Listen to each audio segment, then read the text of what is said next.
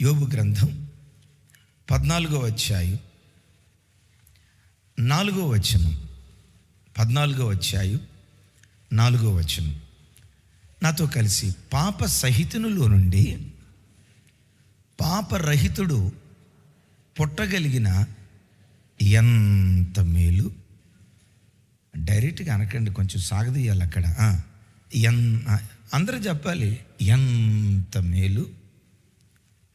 అలాగున ఎవడును పుట్టనేరడు. ఆలోచన బాగానే ఉంది, ఊహ బాగానే ఉంది, దానికి సమాధానం కూడా ఆయనే చెప్తున్నాడు. ఏమంటాడు?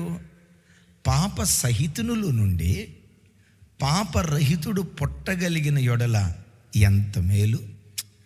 ఊహ బాగానే ఉంది కానీ అబ్బాయి అది జరగదు అని ఆయనే సమాధానం చెప్తున్నాడు. దైవజనమా, ఓ రకంగా ఇది యేసుక్రీస్తు వారు, మన ఆరాధ్య దైవం ప్రభు అయిన యేసుక్రీస్తు వారిని గూర్చి భక్తుడైన యోబు ప్రవచిస్తూ మాట్లాడిన మాట. పాప సహితుడు ఆదాము కాలం మొదలుకొని నేటి వరకు నాసికా రంధ్రాలలో ఊపిరి ఉన్న ప్రతి మనుషుడు పాప సహితుడు. అంటే పాపము కలిగినవాడు, పాపములో పుట్టినవాడు, పాపములో పెరిగినవాడు, పాప ప్రపంచంలో మునిగి తేలుతూ ఉన్నవాడు. ఈ మనిషి ఎవరయ్య అంటే పాప సహితుడు. అందుకని రోమాపత్రికలో అంటాడు కదా, ఏ భేదము లేదు, నీతిమంతుడు లేడు, ఒక్కడునూ లేడు, ఏ భేదము లేదు, అందరూ పాపము చేసి ఏకముగా పనికిమాలోళ్ళు అయిపోయారు అని అంటాడు. ఏ భేదం లేదు. వాడు ఆంధ్రవాడా, తెలంగాణ వాడా, అమెరికా వాడా, ఆస్ట్రేలియా వాడా, ఇంగ్లాండ్ వాడా, నల్లోడా, తెల్లోడా, మధ్య రంగులో ఉన్నవాడా, బ్రిటిష్ వాడా, ఆఫ్రికా వాడా, అప్రస్తుతం ఏ భేదము లేకుండా ప్రతి మనుషుడు పాప సహితుడు. ఈయన ఆలోచన ఏంటంటే, ఈ పాప సహితుల్లో నుంచి పాపము లేని పాపరహితుడు పుట్టగలిగితే ఎంత మేలు. అట్లా జరగదు. ఎక్కడైనా వేప చెట్టుకి శీతాఫలాలు వచ్చినట్లుగా విన్నారా? యోబు కూడా అనకండి అమ్మా. ఎక్కడైనా వేప చెట్టుకి మామిడికాయలు వచ్చినట్లుగా విన్నారా? అది జరగదు. పాప సహితునిలో నుండి పాపరహితుడు ఎట్లా పుట్టగలుగుతాడు? పుడితే బాగుండు. మీకు తెలుసా, సృష్టిలో అద్భుతాలన్నీ ఊహల్లోనే ప్రారంభమయ్యాయి. ఆ ఊహ కొంతకాలం తర్వాత వాస్తవ రూపం దాల్చింది. ఈ ఊహ కూడా ప్రభు అయిన యేసుక్రీస్తు వారి ద్వారా వాస్తవ రూపం దాల్చడానికి దేవుడు కృప చూపించాడు. ప్రతి మనిషి పాప సహితుడు. ఈ పాప సహితులలో నుండి పాపరహితుడు, పాపము లేని ఏకైక వ్యక్తి, పాపము చేయని ఏకైక వ్యక్తి, జన్మ పాపం కర్మ పాపం అంటకుండా పవిత్రమైన సుచరిత్ర కలిగిన ఏకైక దేవుడు మన ఆరాధ్య దైవం ప్రభు అయిన యేసుక్రీస్తు వారు. గట్టిగా చెప్దాం ఆమేన్. పాప సహితునిలో నుండి పాపరహితుడు పుట్టగలిగిన ఎంత మేలు. ఇది భలే ఉందే, అది జరగదు అని ఊహల్లో నుంచి బయలుదేరిన ఆలోచనే వాస్తవ రూపం దాల్చింది. ఇందాక నేను ఒక పెద్ద మాట అన్నా, అది మీరు మామూలుగా సింపుల్గా విన్నారు, కానీ కొన్ని ఊహల్లో నుంచి బయలుదేరిన ఆలోచనలే అద్భుతాలు సృష్టించటానికి కారణమైంది. ఒక ఆయన సముద్ర తీరాన్ని నడుస్తూ ఆకాశం వైపు చూశాడట. పక్షులు ఎగురుతూ ఉంటే అనుకున్నాడంట, అరే అట్లా ఎగిరే మిషన్ ఒకదాన్ని కనిపెడితే బాగుండే, పక్షులు ఎగురుకుంటా ప్రయాణం చేసినట్లుగా మనం కూడా ఏదైనా కనిపెట్టి దాని మీద ప్రయాణం చేసి దూరదేశాలకు వెళ్తే బాగుండే అని ఊహించాడు. ఆ ఊహ రావటంతో ఇది అద్భుతం జరిగిద్ది అని అనుకున్నాడా? లోపట అనుకొని ఉంటాడు, ఒరే అబ్బాయి, మామూలుగా లోక భాష చెప్తాను, ఒరే అబ్బాయి అంత సీన్ లేదురా నీకు, లోకంలో అది ఎట్లా కుదిరిద్దిరా, ఊహలు బాగానే ఉంటాయి, అట్లా రివ్వుమని ఎగురుకుంటాను. నోర్మై, అదే what non sense your talking, ఇది కుదరదు. ఆకాశంలో ఎగురుతాడంట, అది ఏదో కనిపెడతాడంట, రెక్కలు దాన్ని ఎక్కడి నుంచి ఆ చివరికి వెళ్ళిపోతాడంట. ఊహలు బాగుంటాయి అబ్బాయి, వాస్తవ రూపం జాల్చదో అని తనలో తాను సర్దుకొని ఉంటాడు. కానీ అద్భుతం, ఆనాటి ఊహే ఈనాటి విమాన ఆవిర్భావానికి కారణమైంది. ఈ ఊహే ప్రభువైన యేసు క్రీస్తు వారిలో జరిగింది. ఏమంటాడు? పాప సహితునిలో నుండి పాపరహితుడు పుట్టగలిగిన యెడల. అసలు నేనంట యోబుకి అసలు ఈ ఆలోచన ఎందుకు వచ్చింది? పాప సహితునిలో నుంచి పాపరహితుడు పుట్టగలిగిన యెడల ఎంత మేలు, అబ్బా ఇది జరిగితే ఎంత బాగుండో కదా అనే ఆలోచన యోబుకి ఎందుకు కలిగిందో మనకు అర్థం కావాలంటే 14వ అధ్యాయం 1వ వచనం నుంచి 3వ వచనం వరకు వ్రాయబడిన మాటలు చదివితే మనకు అర్థమవుతుంది. చూడండి. స్త్రీ కనిన నరుడు కొద్ది దినములు గలవాడై బహు సంతోషించును. కొంచెం పెద్దగా చెప్పాలేదో. ఏమండి? మిక్కిలి సంతోషించును అనండి అని అన్నాడా? అలా.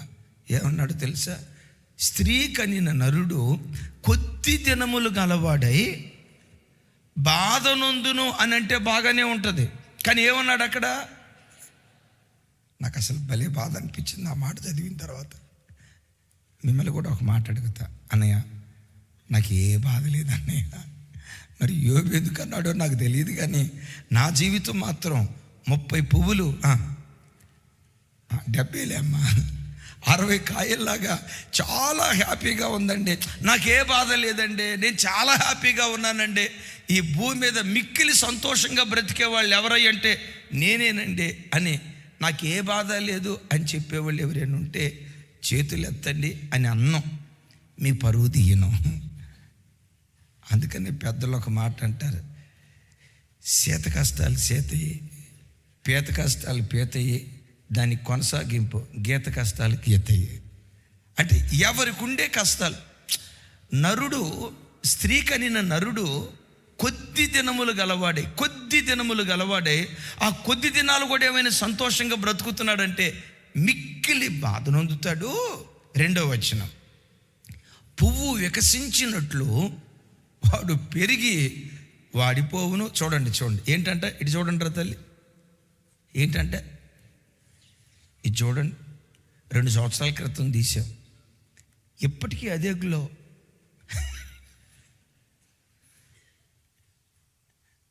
ఈ ప్లాస్టిక్ తన ఇన్ని సంవత్సరాలు ఇంత గ్లోతో ఉంది, కానీ దీనికి గ్లో లేదు. వయసు పెరిగే కొద్దీ పువ్వు ఎట్లా వాడిపోతుందో మనిషి వాడిపోతున్నాడు. ఆ తర్వాత అంటాడు, నీడ కనబడకుండునట్లు వాడు నిలవక. నీడని చూడండి. నీడని అక్కడ చూసి యేసునామంలో నీడ ఆగో. దానికి నోరే కనుకుంటే పక్కనవి నేను ఆగనబ్బాయి. నీడ నిలవక పారిపోవునట్లు మనిషి కూడా లోకాన్ని విడిచిపెట్టి మరణం వైపు పారిపోతున్నాడట. వీటి గురించి ఆలోచించి ఏమంటాడు? తన మనసులో బయలుదేరిన ఆలోచన ఏంటో తెలుసా? వీటన్నిటికీ పరిష్కారం దొరకాలంటే, మనుషుడు అనుభవించే ప్రతి సమస్యకు పరిష్కారం దొరకాలంటే పాప సహితునిలో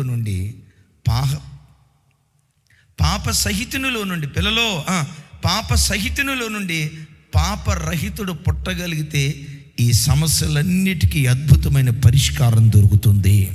చప్పలు కొడితే యేసయ్యకు స్తోత్రాలు చెప్దాం. దైవజనమా, ఆలోచించండి.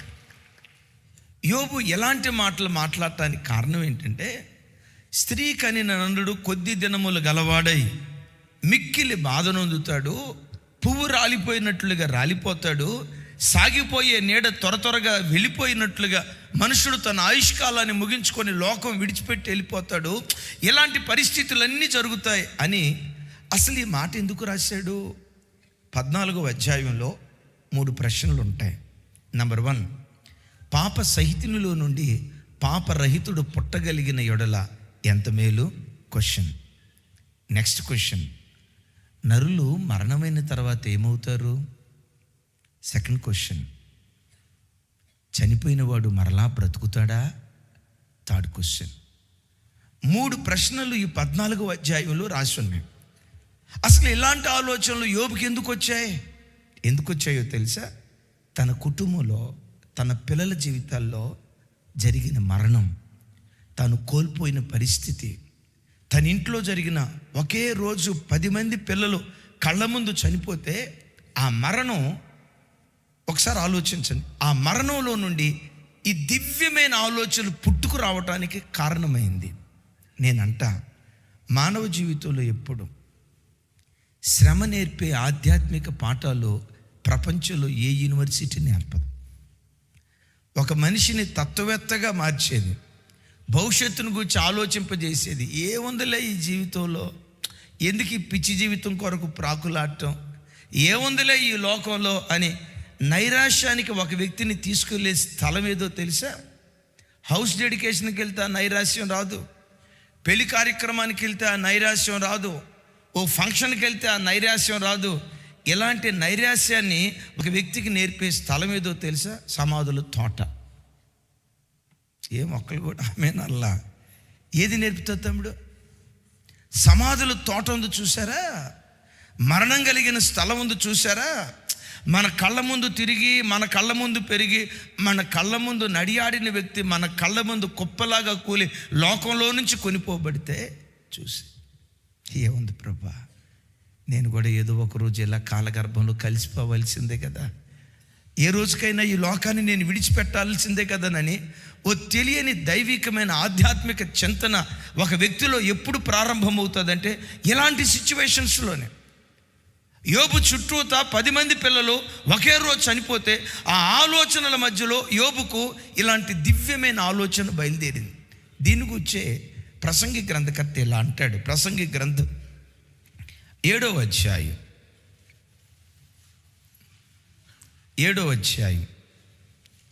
1వ వచనం కూడా చూపించి చిన్న. సుగంధ తైలము కంటే మంచి పేరు మేలు, ఒకని జన్మదినము కంటే, ఒకసారి నా వైపు చూడండి అందరు, ఒకని జన్మదినము కంటే ఒకని మరణదినము మేలు. దీన్ని ఏకీభవిస్తారా? ఒకని జన్మదినము కంటే ఒకని మరణదినము ఇది మేలా కీడా? మేలా. మీలో నుంచి చెప్పండి ఆ మాట, మీరు ఏది పడితే చెప్పొద్దు. ఒకని జన్మదినము కంటే ఇప్పుడు మీలో కొంతమంది అనుకోవచ్చు, అన్నయ్య అంతా క్రిస్మస్ పండుగ జరుపుకుంటూ ఉంటే మీరు ఈ వాక్యం చెప్తున్నారు ఏంటన్నయ్య? నేనంట దీనికి పరిష్కారాన్ని చూపించిందే క్రిస్మస్, దీనికి ముగింపు పలికిందే యేసుక్రీస్తు వారి జననం. Praise the lord. భక్తుడు అంటాడు, ఒకని జన్మదినము కంటే మరణదినం మేలు. ఎందుకు మరణదినం మేలయ్యా అంటే 2వ వచనంలో అంటాడు, విందు జరుగుచున్న ఇంటికి పోవుట కంటే ప్రలాపించుచున్న వారి ఇంటికి పోవుట మేలు. ఎలయనగా మరణము అందరికీ వచ్చును గనుక బ్రతుకు వారు దానిని మనస్సున పెట్టుదురు. ఇప్పుడు ఒక హౌస్ డెడికేషన్ కార్యక్రమానికి వెళ్ళాం. వాళ్ళు 7 అంతస్తుల భవంతి కట్టుకున్నారు. ఆ భవంతి కట్టుకున్న శుభ సందర్భాన గృహప్రవేశానికి మీకు ఆహ్వానం వచ్చింది, చాలామందికి ఆహ్వానం వచ్చింది. ఈ ఆహ్వానాన్ని పొందుకున్న అమలక్కలు అందరూ ఇంట్లో ఉన్నప్పుడు బంగారం వేసుకుంటారో లేదో నాకు తెలీదు, వాళ్ళ కార్యక్రమాలు జరిగేటప్పుడు బంగారం వేసుకుంటారో లేదో నాకు తెలీదు, ఫంక్షన్లకు వెళ్ళేటప్పుడు మాత్రం ఒక్కొక్క అక్క దించి వదిలి పెడుతుంది. ఎందుకు చెప్పండి? భర్త భాగ్యవంతత్వం అంట, భార్య బంగారంలో కనపడిద్దట. సరే వేసుకుంటారు, అది తప్ప ఒప్ప అది కాదు నేను అనే మాట. వీళ్ళందరూ పట్టు చీరలు, మంచి ఖరీదైన బట్టలు, ఖరీదైన ఆభరణాలు వేసుకొని ఆ గృహప్రవేశానికి వచ్చారు. మనం కూడా ఆ గృహప్రవేశానికి వెళ్ళాం. వాళ్ళు 7 అంతస్తుల భవంతి కట్టుకున్నారు. మనకు రేకుల ఇల్లు కూడా లేదు. ఆ ఇల్లు చూసిన వెంటనే మనకు లోపల ఎసిడిటీ ఫామ్ అయిద్దా లేదా? ఒక మాట చెప్పండి, ఒక వాస్తవం చెప్పండి, ఎసిడిటీ ఫామ్ అయిద్దా లేదా? అదేనండి, కడుపు మంట ప్రారంభం అయిద్దా లేదా? చూడు, వాళ్ళు 7 అంతస్తుల భవంతి కట్టారు. నాకు ఉన్నాడు మా ఆయన మొదనష్టపోడు, నా కర్మ కొద్దీ దొరికాడు. అసలు నేను ఈయన్ని చేసుకోవాల్సింది కాదు, వైజాగ్లో పోలీస్ ఆయన్ని చేసుకోవాల్సింది, నా కర్మ కొద్దీ దొరికాడు అని చెప్పి లోపల ఎన్నెన్నో తిట్టుకుంటా ఆ గృహప్రవేశ కార్యక్రమానికి వెళ్ళిన తర్వాత ఇప్పుడు ఒక్కొక్క అక్క బుట్టలో, మా బ్రదర్లు పులిగోర్లు, మా వాడు బ్రాస్లెట్, మా వాడు మన చర్చికి ఒకడు వస్తాడు, భలే మంచోడు, రెగ్యులర్గా ఫుల్ హ్యాండ్స్ వేసుకుంటాడు. చేతికి ఎప్పుడైనా బ్రాస్లెట్ పెట్టాడో హాఫ్ హ్యాండ్స్ వేస్తాడు.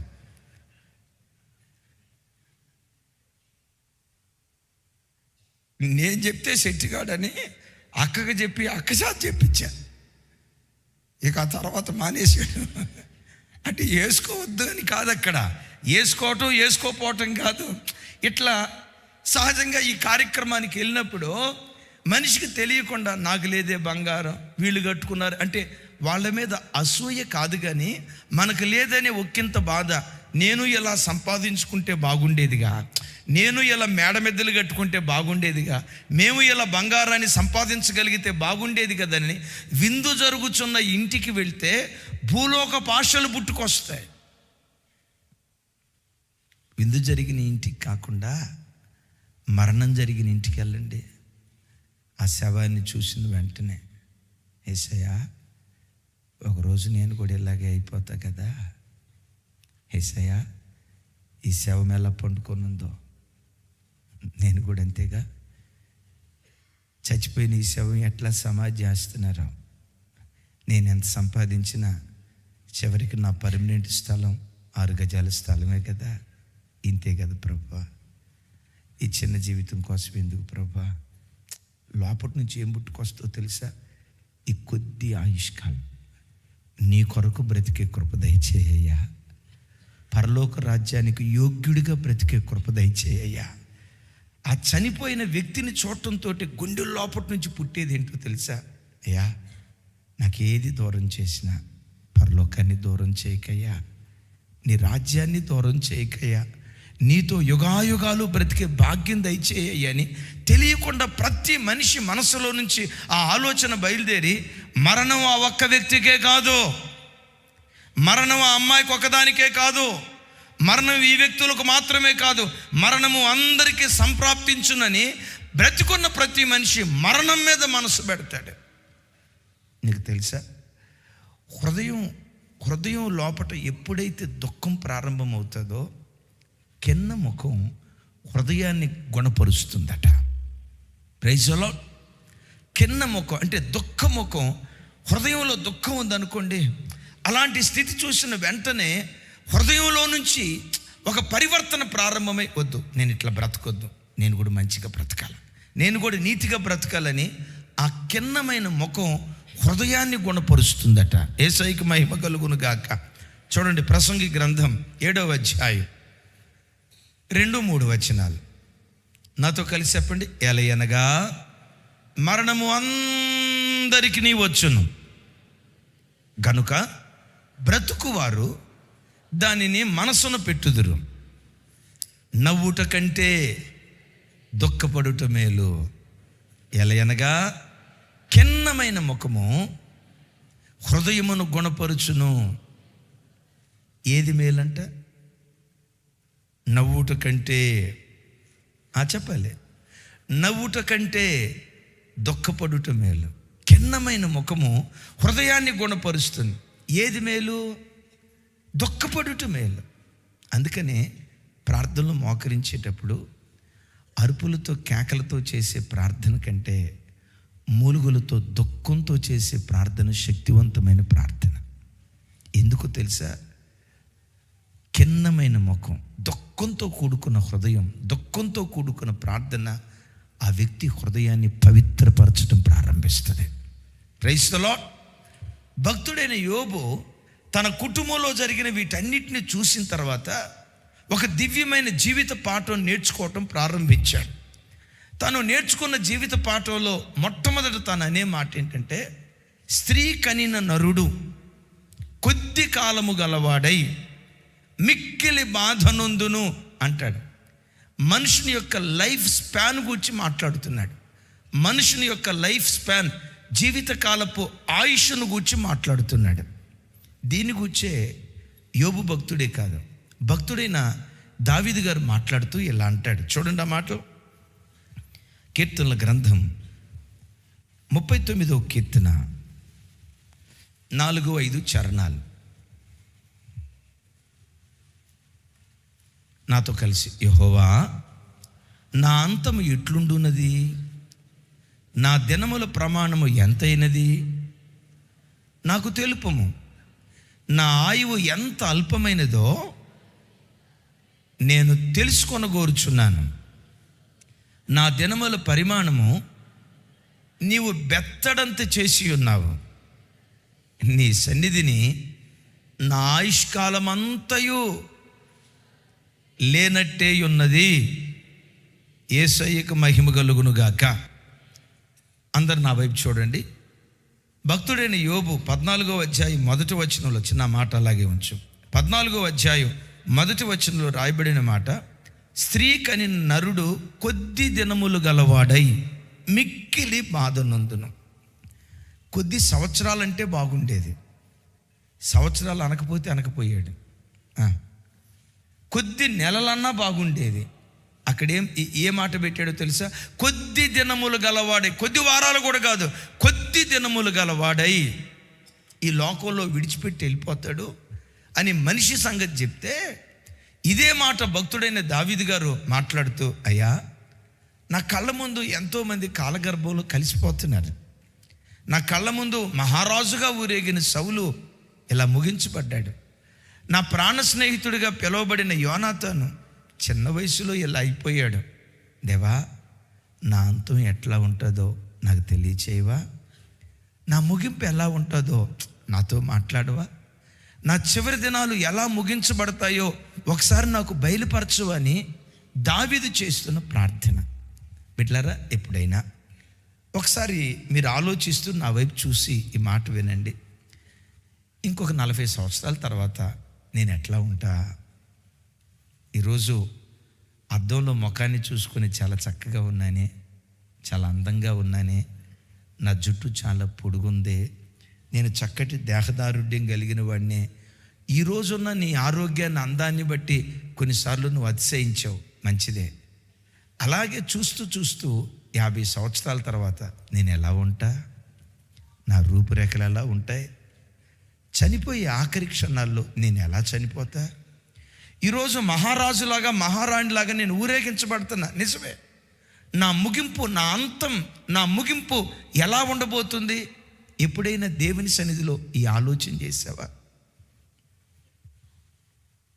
భక్తుడైన దావీదు గారు చేస్తున్న ఆలోచన, యెహోవా నా అంతము ఎట్లున్నది, నా అంతము ఎట్లున్నది. 4వ వచనం, నా అంతము ఎట్లున్నది నాకు తెలియచేయ్యా. నేను ఎంతకాలం బ్రతుకుతానో భూమి మీద, ఎన్ని సంవత్సరాలు బ్రతుకుతానో భూమి మీద, నాకు ఎన్ని సంవత్సరాల ఆయుష్ నాకు ఇచ్చావో భూమి మీద, అయ్యా అది నాకు తెలియచేయవా అని ఏడుస్తూ ఇక్కడ ఒక మాట అంటాడు.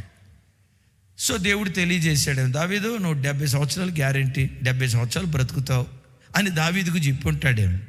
ఇక్కడ ఏమంటాడు తెలుసా? 5వ వచనంలో, నా దినముల పరిమాణము నీవు బెత్తడంత చేసి ఉన్నావు. ఎంత?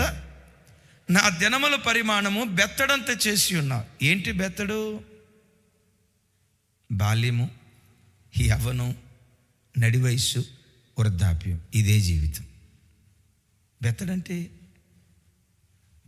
2 చేతుల, ఒకే చెయ్య, ఒకే చెయ్యిలో 4 చేతుల, 4 వేళ్ళ, 5 వేళ్ళ. బెత్తడు బెత్తడు బెత్తడు అంటారు కదా. ఏంటి బెత్తడు? జస్ట్ బాల్యం అయిపోయింది, యవ్వనం హుష్కాకి, అక్క హుష్కాకి, అది అంతే జీవితం. సరే 70 సంవత్సరాలు బ్రతుకుతావు దావీదు అని దావీదుకు దేవుడు బయలుపరిచాడు అనుకోండి. ఇక్కడ ఏమంటాడు తెలుసా? అయ్యా నీ సన్నిధిలో నా ఆయుష్కాలము లేనట్లే ఉంది, నా బ్రతుకు బెత్తడంత చేసావు, నా ఆయుష్ నీ సన్నిధిలో లేనట్లే ఉంది. 70 సంవత్సరాల ఆయుష్ ఇచ్చే కదయ్యా, లేనట్టే అంటావేంటి? అయ్యా సూర్యుని చూసానే, ఆ సూర్యుని మా ముత్తాత చూశాడంట, మా ముత్తాత పోయాడు. ఆ తర్వాత మా తాత చూశాడు, మా తాత పోయాడు. ఆ తర్వాత మా నాన్న చూశాడు, మా నాన్న పోయాడు. ఇప్పుడు నేను చూస్తున్నా. ఏదో అనండి అమ్మా, మేమందరం పోతున్నాం కానీ సూర్యుడు మాత్రం నిలిచున్నాడే. ఎప్పటి నుండి?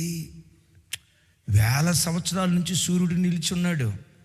ఆ సూర్యుడు ఎన్ని తరాలు చూశాడో, ఒకసారి నా వైపు చూడాలి. ఆ సూర్యుడు ఎన్ని తరాలు చూశాడో, ఆ చంద్రుడు ఎన్ని తరాలు చూశాడో, మీది ఆకాశం ఎన్ని తరాలు చూసిందో. అక్కడ దాకేందుకు సార్, మీ ఇంటి పక్కన చింత చెట్టు ఎన్ని తరాలు చూడలా?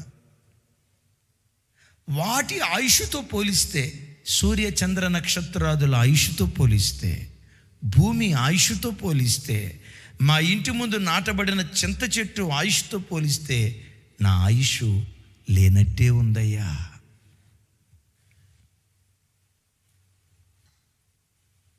అనుకోండి, సూర్యుడు 6000 సంవత్సరాల క్రితపు వాడు. 6000 సంవత్సరాల నుంచి నేటి వరకు బ్రతికిన నరుడు ఎవరైనా ఉంటే మీకు తెలిస్తే చెయ్యి పైకి ఎత్తండి, ₹1,00,00,000 గిఫ్ట్ ఇస్తా. ఇప్పుడు ఎతకటానికి వెళ్తామమ్మా. ఇప్పుడు చెప్పండి, 6000 సంవత్సరాలకు పూర్వం నుంచి సూర్యుడు ఉన్నాడే, 6000 సంవత్సరాలు సూర్యుడు ఎక్కడ? 60 సంవత్సరాల ఆయుష్ కలిగిన మనిషి ఎక్కడ? 70 సంవత్సరాల ఆయుష్ కలిగిన మనిషి ఎక్కడ? మీరు ఆలోచించండి. అయ్యా, వాటి ఆయుష్తో పోలిస్తే మా ఆయుష్ నీ సన్నిధిలో లేనట్లే ఉందయ్యా. మా ఆయుష్ను బెత్తడంత చేసి ఉన్నావు. వినండి, అసలు మానవ జీవితంలో మరణం ఎలా సంప్రాప్తమైంది?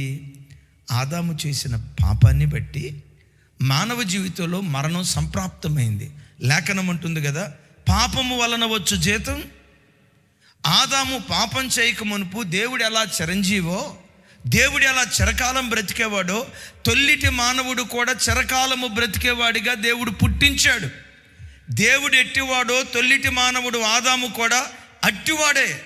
ఆ పండు తిన్నాడు, మరణం సంభవించింది. అయినా తొల్లిటి మానవుడైన ఆదాముకి రమారమి 1000 సంవత్సరాల ఆయుష్, 900కు పైగా ప్రారంభ దినాల్లో 900 సంవత్సరాలకు పైగా ఆయుష్ కలిగి వాళ్ళు బ్రతుకుతూ వచ్చారు. ఆదికాండం 1వ అధ్యాయం, 2వ అధ్యాయం, 3వ అధ్యాయం, 4వ అధ్యాయం, 5వ అధ్యాయం వరకు మనుషుడు రమారమి 1000 సంవత్సరాలు బ్రతికాడు. అందరికంటే ఎక్కువ సంవత్సరాలు బ్రతికిన ఆయన పేరేంటి? మెతూషెల. Thank you, Methuselah. మంచిది. 900 సంవత్సరాలకు పైగా ఇంచుమించు తొల్లిటి మనుషులు 5వ అధ్యాయం వరకు 1000 సంవత్సరాలు బ్రతుకుతూ వచ్చారు. 6వ అధ్యాయానికి వచ్చేసరికి ఏం జరిగిందో తెలుసా? 1000 సంవత్సరాల నుంచి ఒకేసారి రూపాయి విలువ ఢమాలమని పడ్డట్లుగా, విన్నారు ఇక్కడ, గ్రాఫ్ ఢమాలమని దిగినట్లుగా మనిషి ఆయుష్ ఎక్కడికి వచ్చిందో తెలుసా? 120. పెద్దగా చెప్పండి, ఎక్కడి నుంచి అక్క? 1000 ఎక్కడ, 120 ఎక్కడ? ఎందుకు చెప్పంటారా? మానవాళి జీవితంలో పాపం అధికమయ్యే కొద్దీ మనుషుని ఆయుష్ కాలము తగ్గుతూ వచ్చింది. అలాగని ఒక వ్యక్తి చనిపోయాడంటే పాపం చేసినందువల్ల కాదు. అయ్యో చిన్న వయసులో చనిపోయాడే, అయ్యో చిన్న వయసులో అమ్మాయి చనిపోయిందే, పాపం చేసినందువల్ల కాదు. నేను చెప్పే మాట ఏంటంటే, లోకంలో పాపం పెరిగే కొద్దీ మనుషుని యొక్క ఆయుష్ కాలము తరిగిపోతూ వచ్చింది. చూడండి, ఆదికాండం 6వ అధ్యాయం 3వ వచనం నాతో కలిసి చెప్పండి. అప్పుడు యెహోవా, నా ఆత్మ నరులతో ఎల్లప్పుడూ వాదించదు, వారు తమ అక్రమ విషయములో నరమాతురులై ఉన్నారు. అయినను వారి దినములు 120 ఏండ్లగును. ఎంత? 1000 సంవత్సరాల నుంచి ఎక్కడికి దిగిపోయింది గ్రాఫ్? సరే, భక్తుడైన మోషే కాలానికి వచ్చేసరికి ఏమంటాడు తెలుసా? మనుషుడికి 70, అధిక బలం ఉంటే 80. 120 నుంచి ఎక్కడికి వచ్చింది? ఇక్కడేమో 120 అన్నాడు, అక్కడేమో 1000 సంవత్సరాలు, ఇక్కడేమో 70-80 అన్నాడు. అంటే మనుషుని ఆయుష్ రోజు రోజుకు ఏమైపోయింది? సరే, వీళ్ళందరూ 70, 120, 1000 సంవత్సరాలని మాట్లాడుతూ ఉంటే భక్తుడిని యోబు ఏమంటాడు తెలుసా? అయ్యా, ఆ 70 కూడా గ్యారెంటీ ఎక్కడయ్యా? ఆ 80 కూడా గ్యారెంటీ ఎక్కడయ్యా? 8వ వచనం 8వ అధ్యాయంలో అంటాడు, చెప్పండి. మనము నిన్నటి వారమే, మనకు ఏమీయో తెలియదు, భూమి మీద మన దినములు నీడవలేనున్నవి. అమ్మా చూడండి, నా వైపు ఆలోచించండి. మనము నిన్నటి వారిమే. ఈరోజు డిసెంబర్ నెల 21వ తారీఖు. ఈరోజు వారం కాదు, మనం ఎప్పటి వారం? నిన్నటి వారమే. ఈరోజుటి వారం కాదా? కాదు. ఎందుకో తెలుసా? ఈ దినం పూర్తి చేయబట్టడానికి ఇంకా సుమారుగా 16 గంటల కాల వ్యవధి ఉంది. భయపెట్టాలని కాదు, 18 గంటల కాల వ్యవధి ఉంది. భయపెట్టాలని కాదు. ఈ 18 గంటల కాల వ్యవధిలో బ్రతికేది ఎంతమందో, చనిపోయేది ఎంతమందో. ఈ 16 గంటల కాల వ్యవధిలో లోకంలో నుంచి కొనిపోబడేది ఎంతమందో, రోగం ఎంతమందిని మింగేస్తుందో, యాక్సిడెంట్లు ఎంతమంది మింగేస్తాయో, వ్యాధులు ఎంతమందిని మింగేస్తాయో, అకాలమైన మరణాలు ఎంతమందిని మింగేస్తాయో. ఇది యోబు ఎరిగి, అయ్యా మనము ఈ రోజుటి వారిమి కాదు, నిన్నటి వారిమి. ఈ మధ్య కోనసీమ జిల్లాలో ఆ అమ్మాయి 10వ తరగతి చదువుతుంది. 10వ తరగతి అమ్మాయి చదువుకోవటానికి వెళ్ళింది. క్లాస్లో టీచర్ పాఠాలు చెప్తున్నాడు. ఆ పాప ఎంత ఆసక్తి పర్రాలో చదువులో ఫ్రంట్ బెంచీలో కూర్చుంది. సహజంగా ఫ్రంట్ బెంచీలో కూర్చున్నాడు దేవుడు. మొద్దు అబ్బాయిలు, బండ అబ్బాయిలు ఫ్రంట్ బెంచీలో కూర్చోరు. సాధ్యమైనంత వరకు ఈ బ్యాచ్ అంతా వెనక కూర్చునే బ్యాచ్. ఫ్రంట్ బెంచీలో కూర్చున్నారంటే డెఫినెట్గా అమ్మాయికి చదువు పట్ల బాగా ఆసక్తి. ఫ్రంట్ బెంచీలో కూర్చొని చక్కగా పాఠాలు వింటుంది.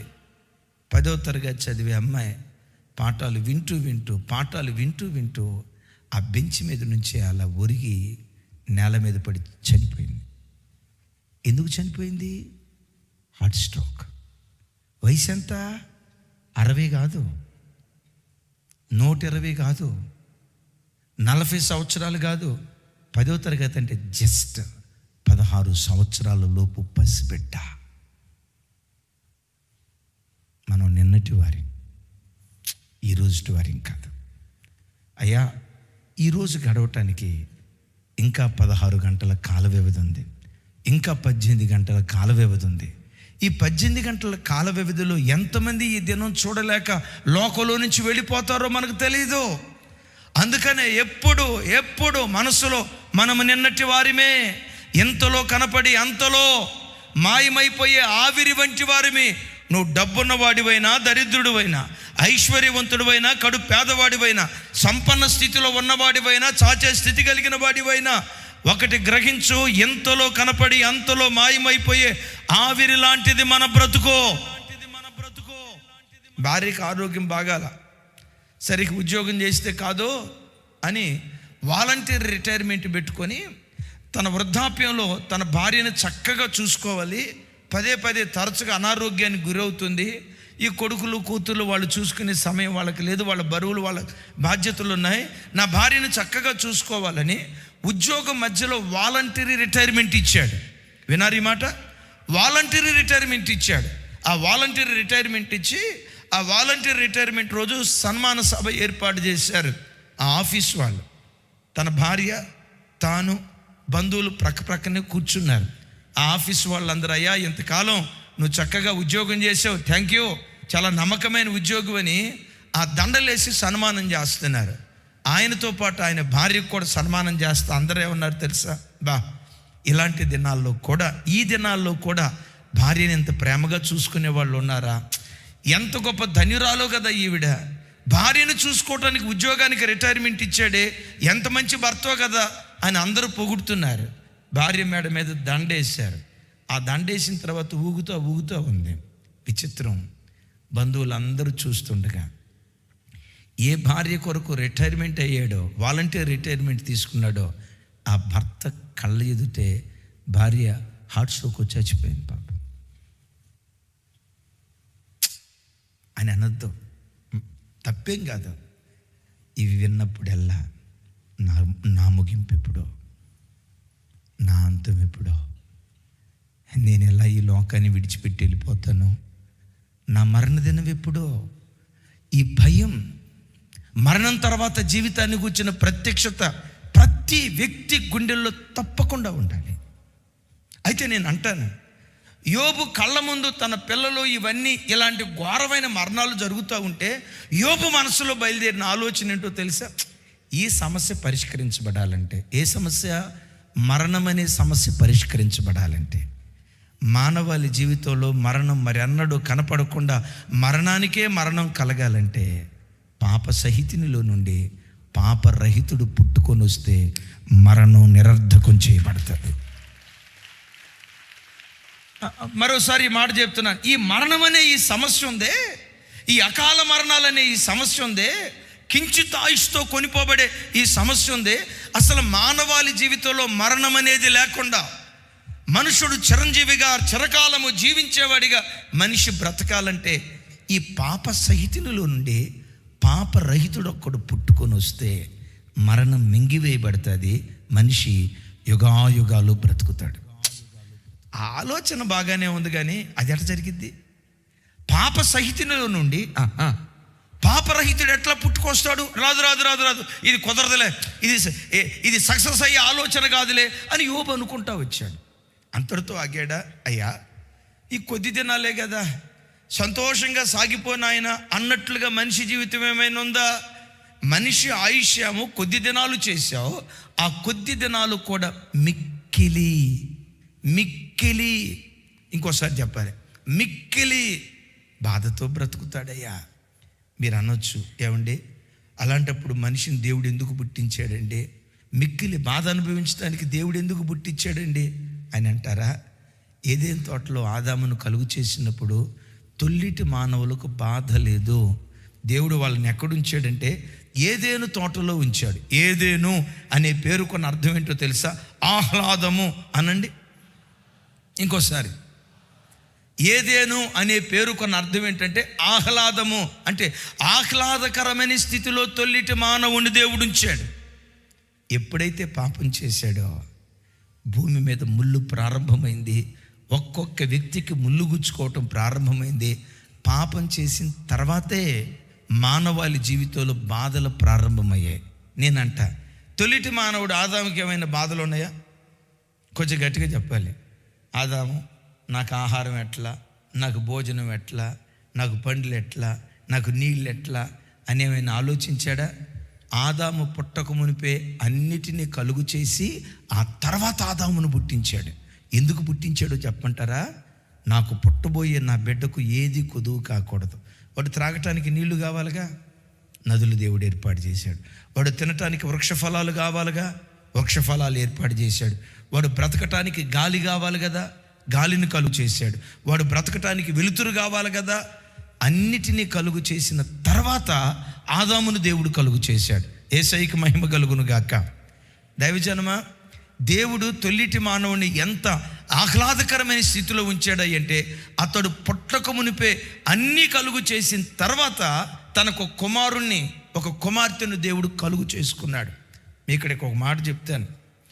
మన పిల్లలు స్థిరపడకుండా ఆడికి పెళ్లి చేస్తే ఆడే సెట్ అయిపోతాడు అని తొందరపడి పెళ్లి చేసి ఇంకొక అమ్మాయి గొంతుకోయొద్దు. వాడు తప్ప. మాట వినని గేదెకి గుదిబండ కట్టాలంట, మాట వినని యవన పిల్లోడికి పెళ్లి చేయాలంట. పెళ్లి చేస్తే సెట్ అయిపోద్ది అని అబద్ధాలు చెప్పి, అమ్మ మీ అబ్బాయి ఏం చేస్తాడు? సాఫ్ట్వేర్ అండి, సాఫ్ట్వేర్. ఏం చదివాడు? రాజశేఖరయ్య గారు చెప్తారు కదా, ఎంఏ అంటే మళ్ళీ అదే. ఏది మళ్ళీ? ఆడు 10వ తరగతి 10 సార్లు రాశాడంట. మరి ఏం చదివేవారంటే ఎంఏనండి. ఏ ఎంఏరా?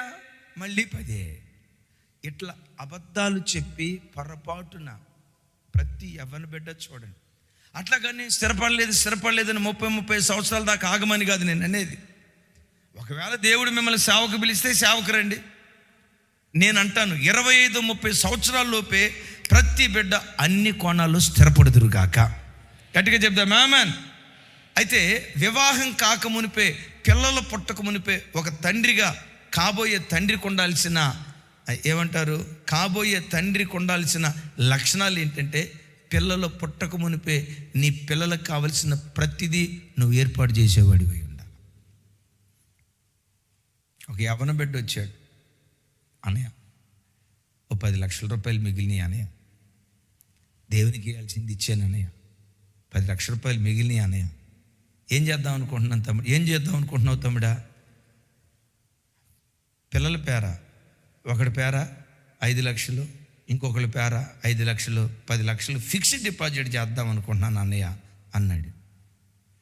నేను ఆ తమ్ముడు వైపు చూసి, నాకు తెలియకుండా నీకు ఎప్పుడు పెళ్ళయింది తమ్ముడా అన్నా. ఆ పెళ్ళి కాలేదన్నా అన్నాడు. ఆలు లేదు, సూలు లేదు, అల్లుడి పేరు సోమలింగం అన్నట్లుగా పిల్లల బొట్టకు మునిపై ఫిక్స్డ్ డిపాజిట్ ఏంటి తమ్ముడు అంటే, అన్నయ్య ఫ్యూచర్ ప్లాన్ అన్నయ్య. ఒరే నీ ఫ్యూచర్ ప్లాన్ సంతకల్లా అనే లోపు ఏమన్నాడు తెలుసా అన్నయ్య? ఫాదర్స్ డే రోజు మీరు ఒకటి చెప్పారు అన్నయ్య, ఈ సృష్టిలో నిజమైన తండ్రి మన ఆరాధ్య దైవం ప్రభు అయిన యేసుక్రీస్తు వారు, దేవుడు తొలిటి మానవుడు ఆదామును కలుగు చేయక మునిపే అన్నిటినీ కలుగు చేసిన తర్వాత ఆదామును కలుగు చేశాడు. ఇది ప్రతి తల్లి తండ్రి బాధ్యత అని మీరు వాక్యం చెప్పారు కదా అన్నయ్య. ఆ వాక్యం నాకు ఇన్స్పిరేషన్ ఇచ్చింది అన్నయ్య. పెద్దవాళ్ళ పేరిట మొదటోళ్ళ పేరిట 5, రెండు వాళ్ళ పేరిట 5. తమ్ముడా పుట్టలేదు కదా అన్నయ్య. వాళ్ళు పుట్టి 20వ సంవత్సరం వచ్చేసరికి 5 లక్షలు ఎన్ని లకారాలు అయిపోతాయో కదా అన్నయ్య. బైబిల్లో దేవుడు ఎట్టివాడు, మనం వట్టివారిమై ఉండాలి. చెప్తాం గట్టిగా ఆమెన్. సరే, కొద్ది దినములు గలవాడే మిక్కిలి బాధ నొందుతాడు. అట్లాగని దేవుని జనమా, మనుషుడు పాపం చేసి దేవునికి దూరమైన తర్వాత ఇక ప్రతి మనిషి బాధ నొందుతూ బ్రతకాలనే కాదు. భక్తుడైన యోబు 5వ అధ్యాయంలో భలే చక్కటి మాట అంటారు. చూడండి ఆ మాట. 5వ అధ్యాయం, యోబు గ్రంథం 5వ అధ్యాయం 6వ వచనం నుంచి 10వ వచనం వరకు నాతో కలిసి చెప్పండి. శ్రమ ధూళిలో నుండి పుట్టదు, బాధ భూమిలో నుండి మొలవదు, నిప్పు రవ్వలు పైకి ఎగురున్నట్లు నరులు శ్రమానుభవమునకే పుట్టుచున్నారు. అయితే నేను దేవుని ఆశ్రయించుదును, దేవునికే నా వేద్యమని అప్పగించుదును. ఆయన పరిశోధింపజాలని మహాకార్యములు, లెక్కలేనని అద్భుత క్రియలు చేయువాడు. ఆయన భూమి మీద వర్షము కురిపించువాడు, పొలము మీద నీళ్లు ప్రవహింపచేయువాడు. అట్లు దీనులను ఉన్నత స్థలమును ఉంచును, దుఃఖపడు వారిని క్షేమమునకు లేవనెత్తును. చప్పలు కొడుతూ దేవునికి స్తోత్రాలు చెప్దాం. ఇక్కడ చక్కటి మాట అంటూ, నిప్పురవ్వలు ఫట్ అని పైకి ఎగిరినట్లుగా నరులు శ్రమానుభవానికి పడుతున్నారు. ఇప్పుడు నిప్పులో నుంచి ఆ నిప్పురవ్వ ఫట్ అని పైకి ఎగురుతుందా కింద పడుతుందా? ముందు అది ఎంత ఖచ్చితమో, తూర్పు దిక్కున సూర్యుడు ఉదయిస్తాడు అనేది ఎంత ఖచ్చితమో, పడమటి దిక్కున సూర్యుడు అస్తమిస్తాడు అనేది ఎంత ఖచ్చితమో, కన్ను చూస్తుంది అనేది ఎంత వాస్తవమో, ముక్కు వాసన చూస్తుంది అనేది ఎంత వాస్తవమో, నోరు మాట్లాడుతుంది అనేది ఎంత ఖచ్చితమో, పుట్టే ప్రతి మనిషి శ్రమానుభవమునకే పుట్టుచున్నాడు అని భక్తుడు యోబు మాట్లాడుతున్నాడు. ఆదాము చేసిన పాపాన్ని బట్టి ఆ బాధల వలయం అలా ముందుకు వెళ్తూ వెళ్తూ వెళ్తూ కొనసాగుతూ ఉంది. అయితే ఇక్కడ యోబు ఏమంటాడు తెలుసా? అయ్యా, నిప్పురవ్వలు పైకి ఎగిరినట్లుగా శ్రమానుభవానికి నరుడు పుడుతున్నాడు. నా బ్రతుకులో కూడా నాకు శ్రమలు వస్తున్నాయి. అయితే నేను దేవునిని ఆశ్రయిస్తా. నా చుట్టూతో ఎన్ని బాధలు వచ్చినా, ఎన్ని శ్రమలు వచ్చినా, ఎన్ని ఆపదలు వచ్చినా, ఈ బాధల మధ్యలో నా కర్మ తల బాదుకోను. నాలాంటిది ఎందుకు పుట్టింది నిందించుకోను. నేను చస్తే బాగుండు, మరణాన్ని కోరుకోను. నేను దౌర్భాగ్యురాల్ని, నన్ను నేను శపించుకోను. ఇలాంటి బాధలు వచ్చినప్పుడు నా దేవుడైన యెహోవాను నేను ఆశ్రయిస్తా. ఆయనను ఆశ్రయిస్తే ఆయన ఏం చేశారో తెలుసా? పరిశోధింపచాలని మహాకార్యాలు, లెక్కలేనని అద్భుతాలు చేసి దేని స్థితిలో నుంచి దేవుడు లేవనెత్తి దుఃఖపడే నన్ను క్షేమ స్థితికి దేవుడు లేవనెత్తాడు. చప్పలు కొడుతూ దేవునికి స్తోత్రాలు చెప్దాం. బిడ్డలారా, నా వైపు చూడు. ఆదాము చేసిన పాపాన్ని బట్టి ప్రతి మనుషుడు బాధను అనుభవిస్తూ ఉన్నవాడే. ఈరోజు ఏ బాధతో నువ్వు వచ్చినా, అయ్యా అమ్మా, ఈ సంవత్సరాంతపు దినాల్లో గుండెల్లో ఏ బాధ పెట్టుకొని వచ్చినా, నా కర్మ అని అనుకోకు, నా తలరాత అని అనుకోకు. ఈ బ్రతుకు బ్రతికే కంటే చస్తే పోయిద్ది, ఎవరి కొరకు నేను బ్రతకాలి అని అనుకోకు. నేనెంత దౌర్భాగ్యుడినో కదా, నేనెంత దౌర్భాగ్యురాలినో కదా, నిన్ను నీవెన్నడూ శపించుకోకు. ఆ బాధల మధ్యలో యోబు దేవుని ఆశ్రయించినట్లుగా ఈ దినం నీ దేవుని ఆశ్రయించడం ప్రారంభించు. శరణాగతుడినయ్యా, నీ కాళ్ళు పట్టుకున్నా, ఆశ్రయించానయ్యా, నీ శరణు కోరా, నా పట్ల అద్భుతం చేయవా. బాధల మధ్యలో దేవుని నువ్వు ఆశ్రయిస్తే నేను ప్రకటించే ఈ దేవుడు పరిశోధింపజాలని మహాకార్యాలు దేవుడు చేస్తాడు. లెక్కలేనని అద్భుతాలు చేస్తాడు ఆయన. అంతకు మించి దుఃఖపడుతున్న నిన్ను, దుఃఖపడుతున్న స్థితిలో నుంచి లేవడుతున్న నిన్ను, దుఃఖపడుతున్నెత్తి క్షేమకరమైన స్థితికి దేవుడు నిన్ను నడిపించును గాక. అయితే ఈ బాధల మధ్యలో మీరు నేను చేయాల్సింది ఎవరి దగ్గరకో పరిగెత్తటం కాదు, దేవుని మనం ఆశ్రయించగలిగితే ఆ బాధల బంధకాలు తెంచి దుఃఖపడుతున్న నిన్ను క్షేమస్థితికి,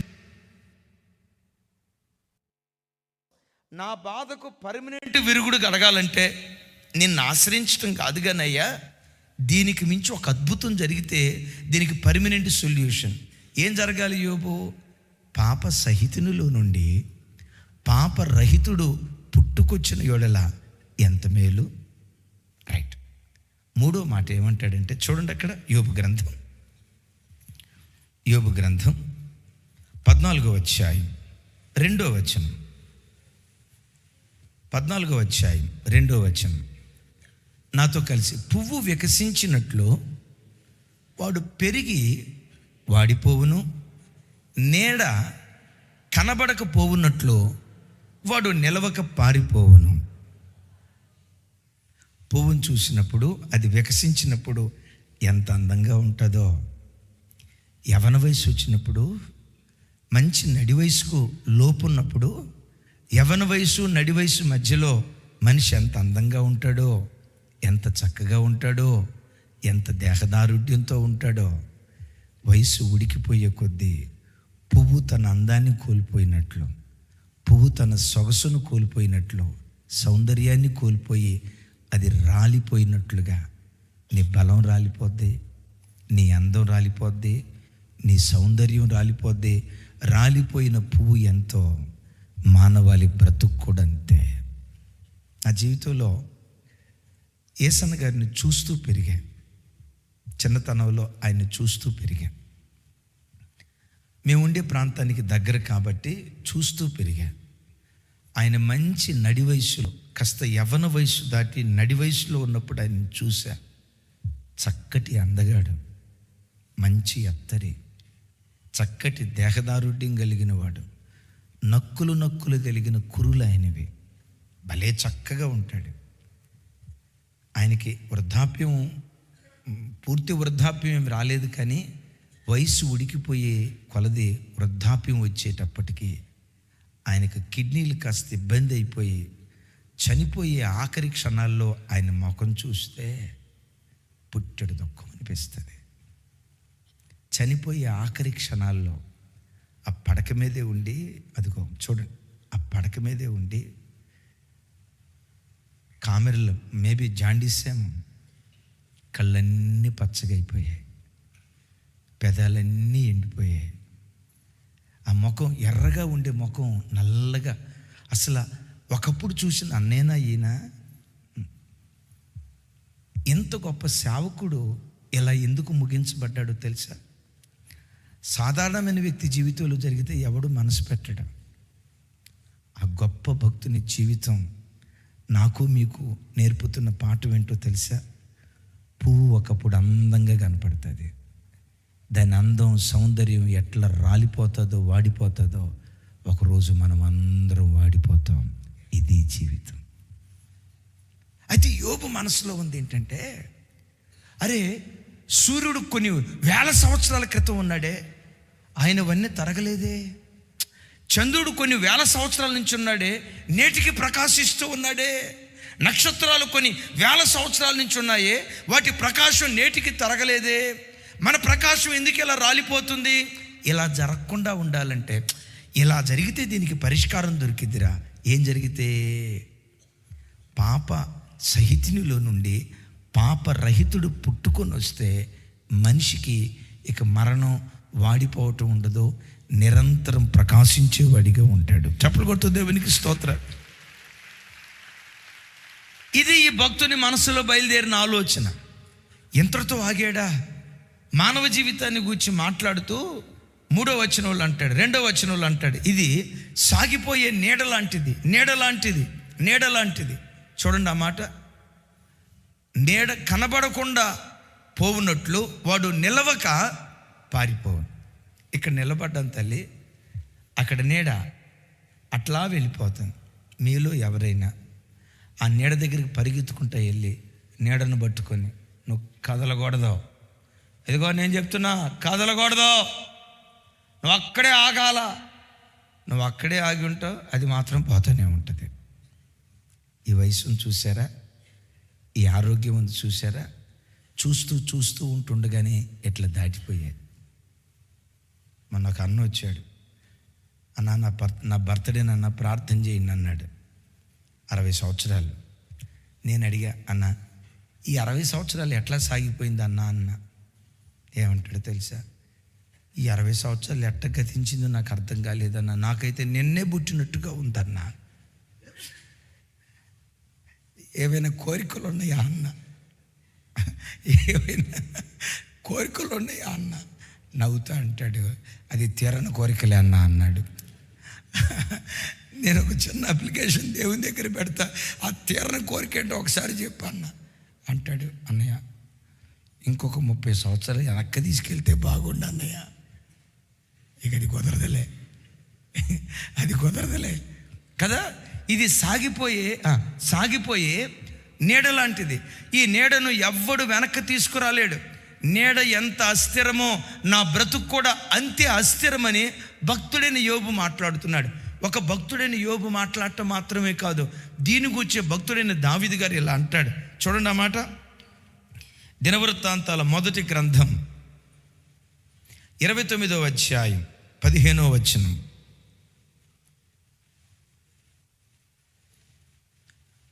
దినవృత్తాంతాల మొదటి గ్రంథం తమ్ముడు 15వ వచనం చదవండి. 28-15.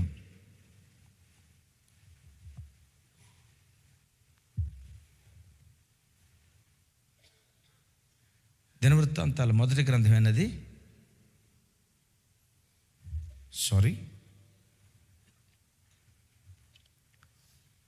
భలే చక్కగా ఉంటుంది ఆ మాట.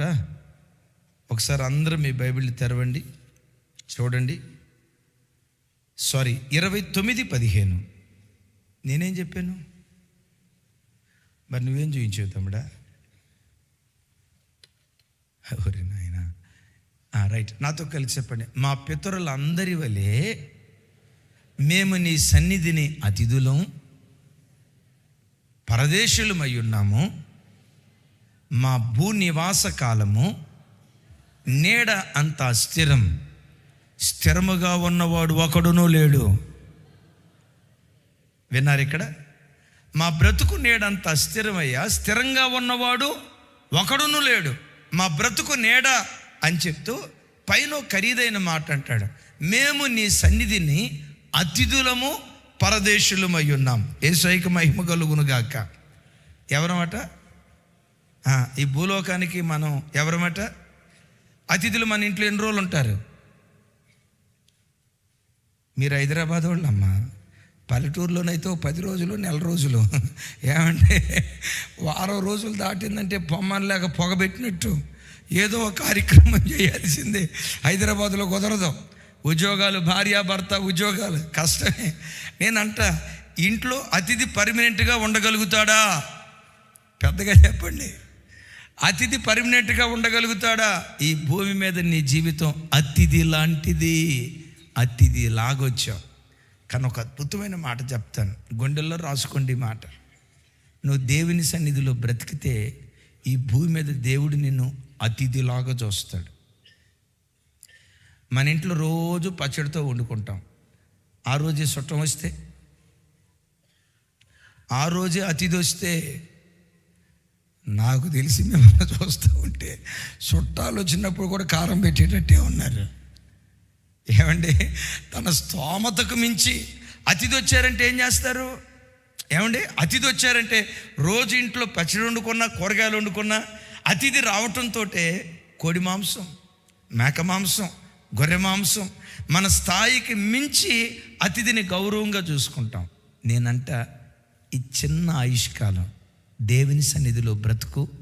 నీ ఇంటికి వచ్చిన అతిథిని నువ్వు ఎట్లా చూస్తావో నా దేవుడు నేను అలా చూసుకోవటం ప్రారంభిస్తాడు. ఎంత బాగుందో చూడండి. ఒక అతిథిలాగా చూస్తాడు. ఏమంటే భర్త మంచినీళ్ళు అడిగాడు అనుకోండి, పోయి తెచ్చుకోండి, మీకు కాళ్ళు లేవా అని అనగలుగుతాం. పిల్లలు వచ్చి మమ్మీ నీళ్ళు అని అన్నాడు అనుకోండి, పెట్టకు రై నీ కాళ్ళని పోయి తీసుకురా, నేను ఇప్పుడే డ్యూటీ నుంచి వచ్చా, పోయి తీసుకురా అని అంటారు. అదే అతిథి పురుషోత్తం నీళ్ళు కావాలా అని, అది తీసుకొస్తాను. నీళ్ళే కావాలా, తేనీరు కూడా కావాలా, కూల్ డ్రింక్ కావాలా. అతిథిని ఎంత ఘనంగా చూసుకుంటావో తెలుసా? ఈ చిన్న జీవితం దేవుని సన్నిధిలో బ్రతుకు నిన్న ఒక అతిథిలాగా దేవుడు భూమి మీద చూసుకోవటం ప్రారంభిస్తాడు. అయితే యోబు ప్రశ్న ఏంటంటే, అయ్యా నువ్వు నన్ను అతిథిలాగా చూసుకుంటావు బాగానే ఉంది, ఈ చిన్న జీవితం బాగానే చూసుకుంటావు బాగానే ఉంది, కానీ నా బ్రతుకు నేడంత అస్థిరంగా ఉండకూడదు, నేను నీకులాగా స్థిరంగా ఉండాలి. చెట్టు అంత ఆయుష్తో బ్రతకాలి. సూర్య చంద్ర నక్షత్రాదులు ఎలా స్థిరంగా ఉన్నాయో వాటికి మించిన ఆయుష్ నాకు కావాలి. ఇది జరగాలంటే ఇది జరగాలంటే ఇప్పుడు నేను చెప్పబోయేది కనుక జరిగితే డెఫినెట్గా జరిగిద్ది. ఏం జరగాలంటున్నావు యోబు? పాప సహితునిలో నుండి పాపరహితుడు పుట్టగలిగిన యొడల ఎంత మేలు. మీకు తెలుసా, నేను చెప్పిన ఈ 5 సమస్యలకి పరిష్కారం పాప సహితునిలో నుండి పాపరహితుడు కనుక పుడితే ప్రతి సమస్యకు పరిష్కారం దొరికినట్లే. ఇప్పుడు మిమ్మల్ని అడుగుతా, ఇంతకీ పాప సహితునిలో నుంచి పాపరహితుడు పుట్టగలిగిన ఎంత మేలు అని యోబు ఊహించాడే, ఆ ఊహ ఈరోజు కూడా ఊహగా ఉందా, వాస్తవ రూపం దాల్చిందా? ఆ వాస్తవ రూపమే క్రిస్మస్ పండుగ. ఆ వాస్తవ రూపమే యేసుక్రీస్తు వారి జననం. ఆ వాస్తవ రూపమే పాప సహితులు మరియ తల్లి వరకు ప్రతి మనుషుడు పాప సహితుడు. ఈ పాప సహితునిలో నుండి పాపరహితుడైన యేసుక్రీస్తు వారు ఉద్భవించి ఆయన వస్తూ ఆయన జననం మరణం లోకానికి ఇచ్చిన గొప్ప ఆశీర్వాదం ఏంటో తెలుసా? ఆయన మరణమును నిరర్ధకము చేసి జీవమును అక్షయతను వెలుగులోనికి తీసుకొచ్చాడట. మరలా చెప్తున్నాను, జీవమును. చూడండి ఆ మాట, తిమోతిలకు రాసిన 2వ పత్రిక. ఇది చదువుకొని ప్రార్థన చేసుకుందాం. 1వ అధ్యాయం 10వ వచనం నాతో కలిసి. క్రీస్తు యేసును మన రక్షకుని ప్రత్యక్షత వలన బయలుపరచబడినదియునైనా తన కృపను బట్టి మనలను రక్షించి పరిశుద్ధమైన పిలుపుతో ఆయన మనలను పిలిచెను. ఆ క్రీస్తు యేసు, ఇంకోసారి పెద్దగా చెప్పండి, ఆ క్రీస్తు యేసు ఏది? ప్రత్యక్షపరచబడిన క్రీస్తు యేసు.